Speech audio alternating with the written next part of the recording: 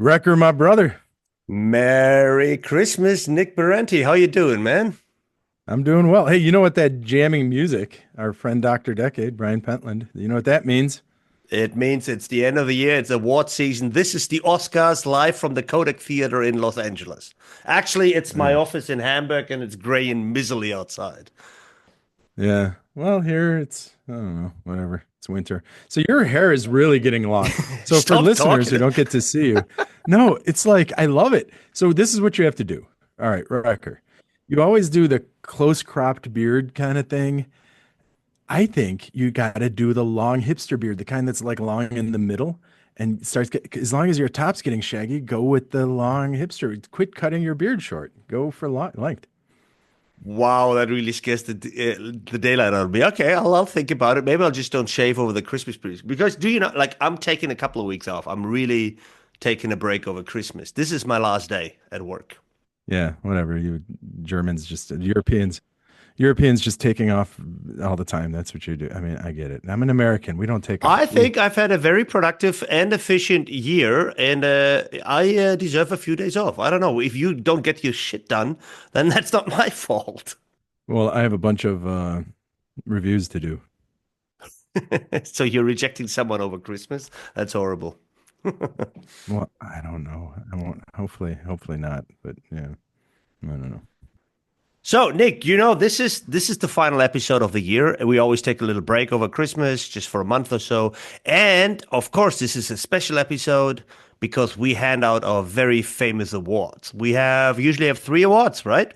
Yeah, the what we do the Innovator Award, the Trailblazer Award, and the Elegant Paper Award, right? That's right, right? The Trailblazer Award, people, if you haven't listened to the previous years, is an award for a paper that really spawns a new research area, sets up a new field of inquiry, and just really trailblazes forward. The Innovator Award is just really clever and innovative in the use of certain methods, right? And the Elegant Scholarship is just an award for a paper that's just really well done, right? Did I say that right, Nick? I think I did. Sure. And the reason we do that is because we don't want to do just best paper award, because we're a diverse field and we usually pick information systems papers, right? We're Yeah. information systems researchers. So, it's like you can't just say best paper. So we tried to come up with, so these are all best papers, but they're kind of different, each of them. So, and for different reasons. And we have a heck of a record. We have a heck of a record where when we pick the following year, these people win best papers at the various journals and at conferences and things. So it's kind of funny. We're running a pretty good record. We do have a pretty good record. I think our last year winner got picked this year at ICES for the best paper of the year, and the year before that we did that as well. So yeah, we are trailblazers ourselves. We should give ourselves an award, but then again, that's the one thing we don't do because we Oh, ourselves got nominated for our own award, and of course that's not what we're doing. I know when we write these beautiful papers, you did your paper on repair and stuff. That could be a Trailblazer Award, right? That was a cool paper in MISQ. And so we sent out a note to all of our friends, so a handful of people, and they just all send us a bunch of papers. And oftentimes they're sending us the same papers that the other folks send it.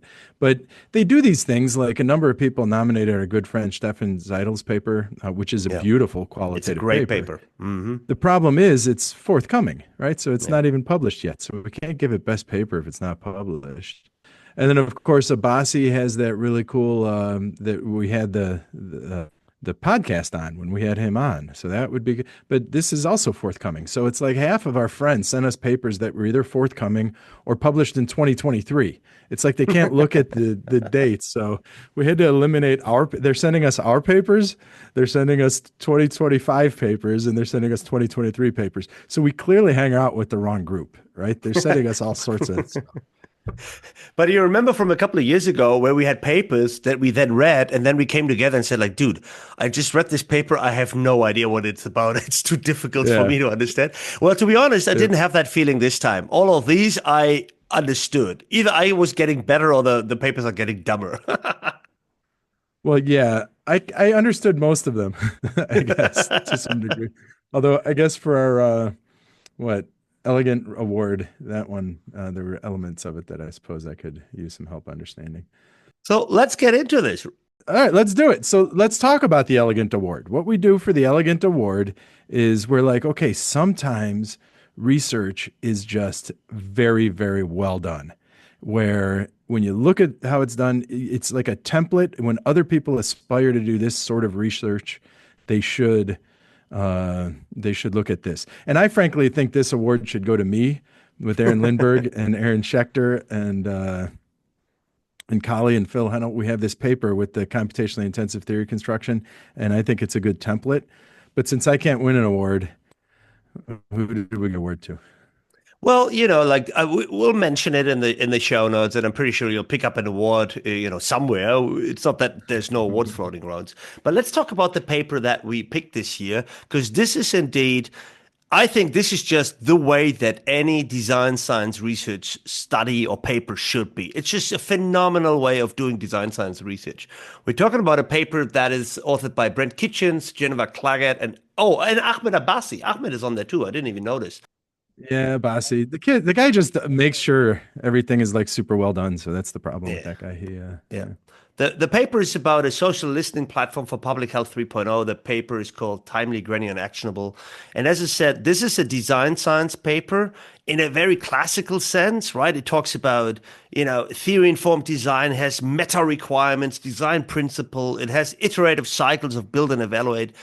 And boy, does it have a substantive and voluminous evaluation using multiple ways of evaluating. It's just, I looked at it as like, my goodness, that is such an amount of work. It's such an impressive amount of work. And then, of course, put together in 40 pages or something. It's a really impressive piece of scholarship. Absolutely. Yeah, and they did real analysis Yeah, exactly. with a lot of data. So it's like it wasn't just creating an artifact and throwing it out there and here I designed something. It's like these guys had tremendous amounts of data, right? They're using opioid epidemic data. I mean, they have that one image. I'm trying to find it here. Oh yeah, figure two. What's going on there? That's like this big, stylized figure of the nodes coming out, but they're basically showing the network of the communications, right? In this around this these social networks that they studied. It's really, really something else. They did It is really serious work. something else. I mean, like what I like about it is like it's theoretically very well argued, like the meta requirement's very good, but it's also empirically grounded, right? So they not only have this network data, but they also give all these examples from Reddit postings, on actual comments and content they find on in the real world, and all of that comes together in this new artifact that they built. And I think it was at Color that said that this is not a toy artifact. This is a properly No, designed, they formalize it. There's a lot of math involved. This is a proper artifact that then stands up against a whole bunch of performance analysis. So again, yeah, like it's not Mickey I told Mouse. you this a couple of years ago, was being asked, like, how do you do design science to get published in an A-star journal? Well, this is how you do it, and of course, Yeah, like, I don't know about you, but when I look at this, I seriously ask myself, am I willing to put in such an effort? I mean, that's a lot of work, right? I mean, yeah, Jeff Parsons said that to me once. He said, like, look, design science, if you do this well, this is such a complex undertaking. It's so hard. And he said that it's harder to do than any other methods. And when we look at papers like these, first of all, I think that's true. It's a lot of work. But I also think, Nick, this to me is still the heart of IS research. Yeah, like in the tradition that I was designing being brought artifacts. up, well, I think so. Yeah, like a like a really deeply well-researched socio-technical artifact at the center of the study. I'm not saying you need to build all of them all the time, but I love papers that are about the artifact at their core. Like I really do. And I realized this when I read this paper. It's like, I really, really like this type of work. I don't even do it myself, but I just really appreciate when people do that. Yeah. As far as whether it's the hardest or not, I mean, I don't know. That's tough, right? Yeah, Because I think when you do good research uh, at it's an always tough. elite level, it's hard. And not only that, but then you did a really good job. You get it to the journal, and then the work begins because now you're interacting with the reviewers, which usually for a round or two actually make you do real improvements to your paper. After two rounds, they add very little value. But yeah, I think I think this was hard, but I mean, go look, especially some of the mixed methods Yeah, stuff fair we're enough. seeing more and more. Like even when we had, excuse me, Brad and Gord on here, we they were talking about how econometrics, right? You need to really get at the mechanisms now. They're doing qualitative work. They're adding experiments into their Yeah, product. So I think what's happening is research at an elite level is getting incredibly involved. You go back 20 years, you will not see a design science paper like this Kitchens et al. like this at Paper all. No, and I anywhere think you're in the right. field, And right? This is the requirements now. yeah, I think you're right. I mean, the bar is getting higher for all of us, and I think that is a good sign. I think this is a sign of progress. It's a sign that the field is maturing. It's a sign that everyone is getting better. And I'm not worried about it too, because I also think that the next generation that's coming, they're already way better than what we can do, and that's exactly how it should be. Like they're better scholars, Yeah. and they have higher requirements too, but they're also better at this. The data is better, the methods are better, the thinking is Yeah. better. So all of this is good, I think. Yes, it's not easy, but if you try to do an easy job, this is the wrong profession to begin with. Yeah. All right, Recker. So Kitchens et al. If you want to see how to do design science, uh, this was about as beautiful as you get. It's a, by the way, it's a social listening platform for health related issues, right? And they looked at the opioid pandemic for like social media listening uh, as the motivating case. So beautiful, beautiful paper. That was our elegant paper award. That's What's right. another award? What Well, the other? next one is the Innovation and Method Award, right? So where we focus on, doing scholarship in usually a new area, but doing this in very new and innovative way. And we picked a winner that finally does something that I've been asking for all year, which is like an IS paper on generative AI and ChatGPT and the whole thought of things. I've been asking for this paper to occur, and it's out there. It's out. It's in Management Science by Zinan Chen and Jason Chan. Large language models and creative work. That is just exactly what you would expect it to be. It's a very well done experiment on the use of large language models, AI, right? ChatGPT type of AI, for creative work, in this particular case for writing. Thank you very much. This is exactly what I asked for. Yeah. Yeah. So it's like using an LLM. So the reason it's method is they're using the LLM, and it's not one of those experiments where you just kind of create a fake kind of, oh, you're using an LLM and here's the text it provides. And no, they were actually interacting with LLMs in different ways to generate content. It was really cool.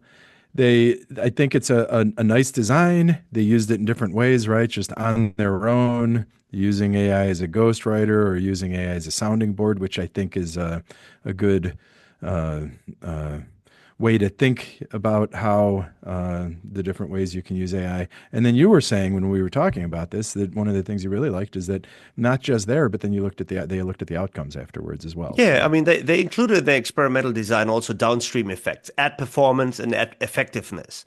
So, this gives this a really nice, relevant, realistic flavor to it. It's like, right, who cares if you write better text with a ghostwriter or a sounding board type of AI, if you're an expert or not? But what does it really do, downstream? If you use it, like the context that they do it is, marketing, ad creation. And they can say a lot of very nice things about the performance and the effectiveness of these ads. I mean, that's wonderful. This is not a toy scenario. This is not a lab experiment with students. This is a really proper done, right? So it's innovative in that sense. It's not necessarily the innovation in how to do an experiment, but if you think about how you want to do experimental work around generative AI for all sorts of use cases, I like the creative work use case. I also like the hmm conceptualization, right? This idea of the sounding board and the ghostwriter tool. And they just did it yeah, really well. They took all the controls and all the other factors that we know about, right? So for example, it's different when experts use it or if non-expert users, they factor all of that in. It's just, I think this is how you should do it. And I'm really happy to see that out. And kudos to Management Sign, DJ Wu, our buddy. They've yeah, been really good at spotting and publishing these nice and early. Yeah, because I yeah. looked up the DJ does Brown. He gets those. he gets them done, right. So I looked up the time from submission to publication. They're doing a heck of a job at Management Science. Kudos to them. MISQ ISR, they can learn a thing or two. If you can cut that down by a year, that's huge. Getting a paper like this out in Yeah. 2024 or 25 makes a huge difference, I think. Yeah. Many editors at MISQ and ISR are simply thinking that we're in 1990, that you have to send it out for 4 or 5 rounds of review, that you can sit around for a long. You know what? This is a new age. If any editors listen to us and you're that old school kind of editor, it's time to either step down from your position or get with the current age. And that means you use reviewers for a maximum of 2 rounds and get papers published. Go out on a limb and publish the damn papers. Don't be sitting on them for 3 years. It's tragic what's happening in our field in ISR and MSQ. Not everyone. And, I have to say, there are papers I'm handling, and it kind of bums me out because I'll give them a lot of stuff to do. They'll go back, and then when it's time for the deadline, they ask for a couple more months, and then they go, right? So it's like, even if I'm trying to move a little quicker, sometimes the authors aren't, but so Yeah. I just think that editors, and the surest way, yeah, you want to turn them around quickly, but the surest way to get review cycles fast is don't use reviewers beyond 2 rounds, period. If you still need reviewers after 2 rounds of review, then you're doing something really wrong in the review process. Get it done and make a decision, and realize every paper is not perfect. Just publish the damn thing. Help them with their editing in the last round. Do it quickly and get them published. Yeah, that I agree with you. I mean, like I was just thinking about an experience I've had this year where we sent a paper to a journal and think like, oh, we'll hear back in 3 months. Well, we didn't. We heard back in 7 months, and it got furious about this.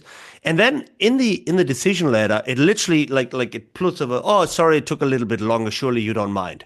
And I'm like, I do mind. I have Yeah, like of two course. assistant profs who are tenure track. They minded a freaking hell of a lot. And now I Yeah. wrote in the response letter, I said like, this is not okay. I didn't quite put it Mm, as drastically, but that's actually how I mean it. That's not okay. Like get your act mm, together. And next time, because this was a case where the paper was sitting with the editor for at least 4 months after the reviews have come back in.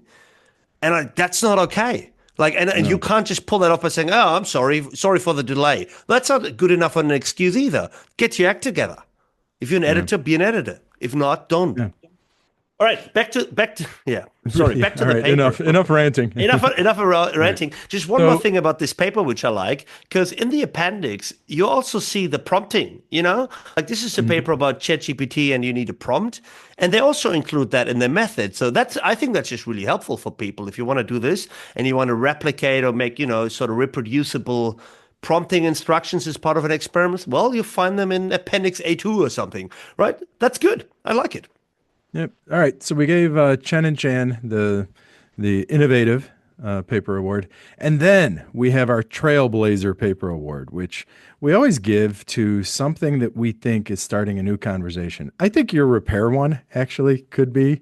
Uh, Thank you. we could argue that it could be a trailblazer. There are some others that were trailblazers in the sense that, but I'll tell you which one we picked in the end. And part of it was because this paper is just so damn well done, Yeah, right? they And it's all are on there. Ted Matherly and Brad. Yeah, they all are, and there are many others that we read that were just so nicely done. But Ted Matherly, Brad Greenwood, no news is bad news. This is the internet corruption and the decline of the fourth estate, right? So they did this really nice, kind of long-term econometric study on how the internet killed the media, Killed journalism basically, right? and Right? how the death Yeah, of journalism then leads to a rise in corruption. And this yeah, is literally a conversation starter because this is opening up, journalism or digital journalism into the IS field. And in fact, they're literally starting conversation because Brad and some others are right now doing a special issue on this very topic, right? So there's this yeah. MSQ special issue on yeah, well, the internet technologies and digital journalism and all this. So it literally starts a conversation. And this, I guess, is the basis for it. I don't know that, but I'm speculating that Brad worked on this paper and said, then let's do a special issue on this topic that I'm opening. If you think about trailblazing, this is the very example of trailblazing. Yeah.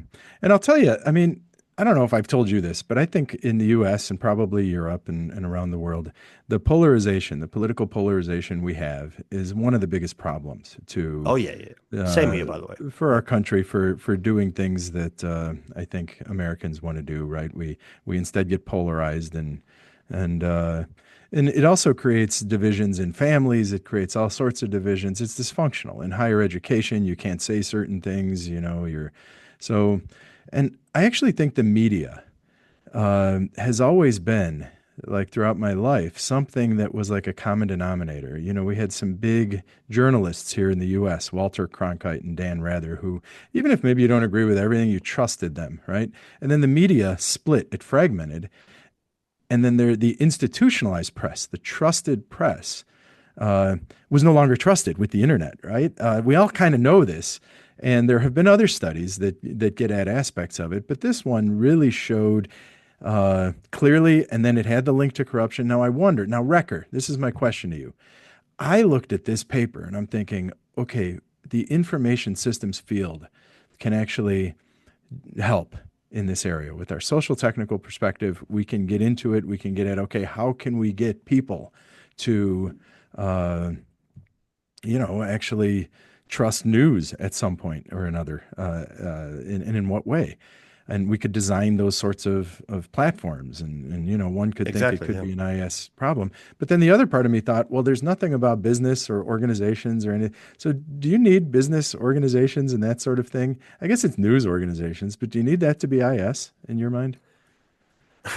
I thought about this differently. So first of all, I thought like this is a great paper that highlights the issue. And by the way, it's super clever, right? So the issue, because they write about this in the paper, like the issue with corruption is that by its very nature, you can't really measure it because it's, like it's opaque. It's not supposed to be seen. So they found a clever way of dealing with this. So, and what some of the strengths of Brett's work is, of course, that he shows these very robust findings. It's like, this is clearly happening. Now the question is like, why and what are we going to do about it? And this, I agree that, we are nicely positioned, I think, in theory, to help with some of that. We could help traditional journalism organizations deal better with the digital technologies, or you could help digital media platforms to, become more trustable or whatever. But the sad part, Nick, is this: like, there's so many problems on this planet that could really benefit. I deeply think so from a socio-technical perspective. Sustainability was the same thing. Ethics is the same thing. Responsibility, same thing. Yeah, take the journalism, same thing. And we've never done that.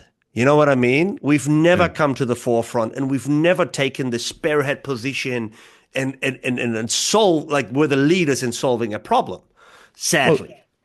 But I think it is a platform design problem. So a news organization design, information design, and here's what I think in the past, and this is the direction that I think the world is going. It's like, how can we verify what is real news, what is fake news? That's the general instinct that we have. I don't know if that's the answer. That a trusted institution is going to verify, because that trusted institution will always make mistakes. And that trusted institution always making mistakes will then undermine its own, the trust in that institution. So I don't think we create remember, I've always made Herb Simon's distinction between substantive and procedural. Our whole view of how we can be a trusted institution is around substance, that we have to show when things are fake, show when things.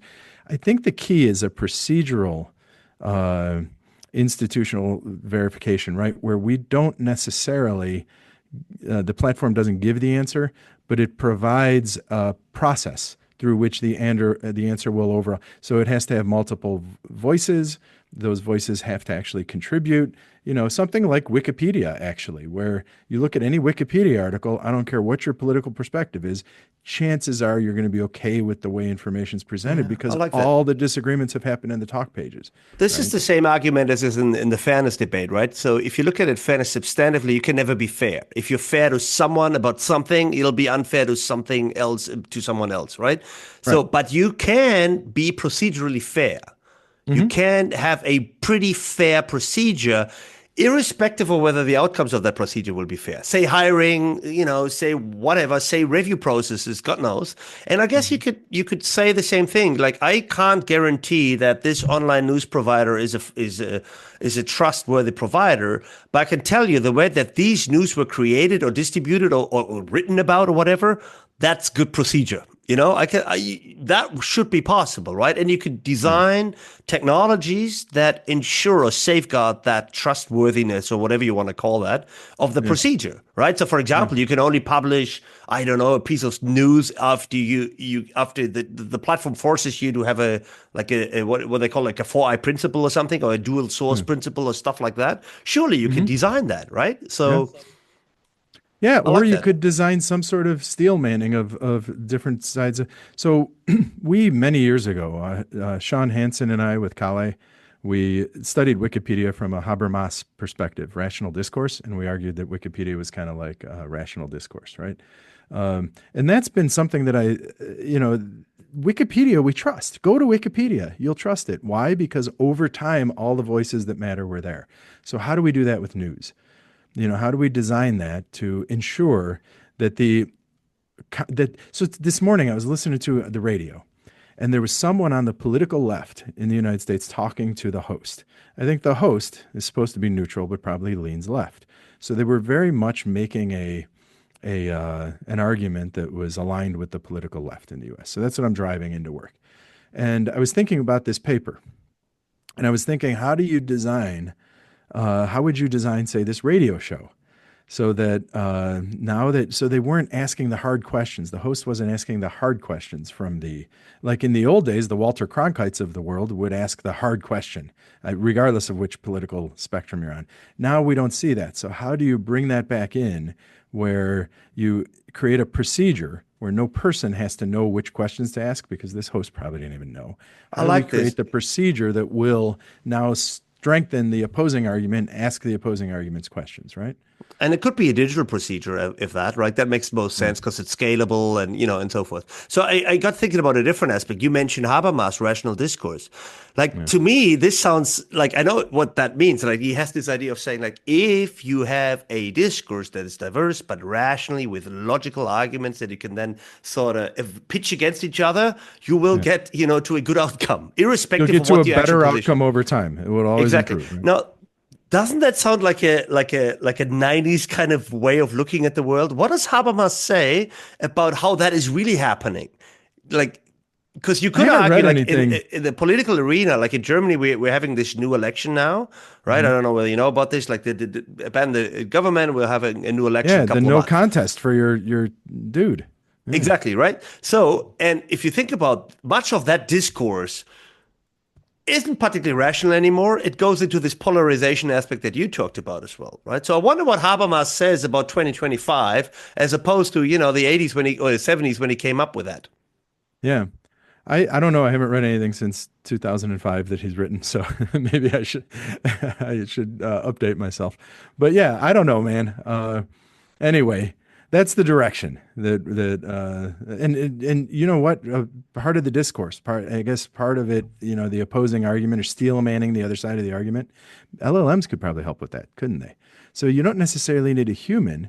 You could have LLMs continually. It's not about coming up with what's the right answer. It's what's the steelman critique. What is the steelman of the response to that critique? I And like we're that. intelligent people. We could judge for ourselves the argument, but I think too many people see the other side as a straw man, right? They mischaracterize. They take the dumbest uh, Interpretation of whatever the opposite argument is. Yeah. of the characterization of that argument, and then they argue with the weakest form of the By the way, opposing. people, what we're seeing here, like this was not planned.